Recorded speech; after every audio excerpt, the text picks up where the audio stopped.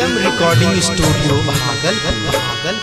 बाजा रे जतन से भाभी के पटलिए रे, भाभी के पटलिए रे, से हो भाभी का भैया लेने जाए, से हो भाभी का भैया लेने जाए। किया रे भैया बाजा रे जतना मात भाभी के पटलिए रे, भौजी के पटलिए रे, से हो भाभी का भैया लेने जाए, से हो भाभी का भैया लेने जाए, से हो भाभी का भैया लेने जाए।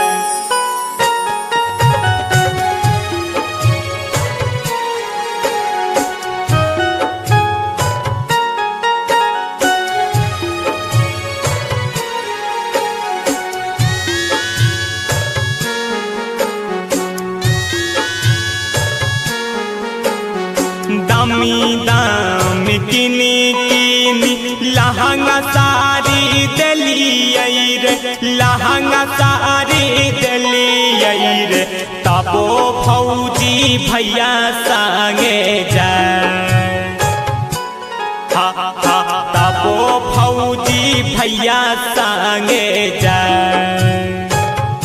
किया रे भैया बाजा रे जतना मात लहंगा सारी दलिए रे, लहंगा सारी दलिए रे, तबो फौजी भैया संगे जाए, तबो फौजी भैया संगे जाए, तबो फौजी के दया नहीं है।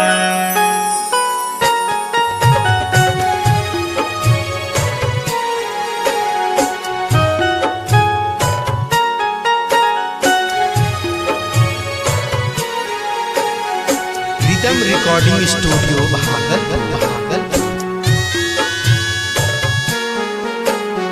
से माली सूरतिया भौजी मारले मोर मतिया रे, मारले मोर मतिया रे, भौजी बिना जिलो नहीं जाए,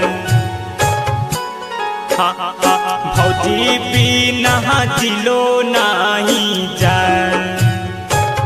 किया रे भैया से माली सूरतिया भौजी मारले मोर मतिया रे, मारले मोर मतिया रे, भौजी बिना रहलो नहीं जाए, भौजी बिना रहलो नहीं जाए, भौजी बिना जियलो नहीं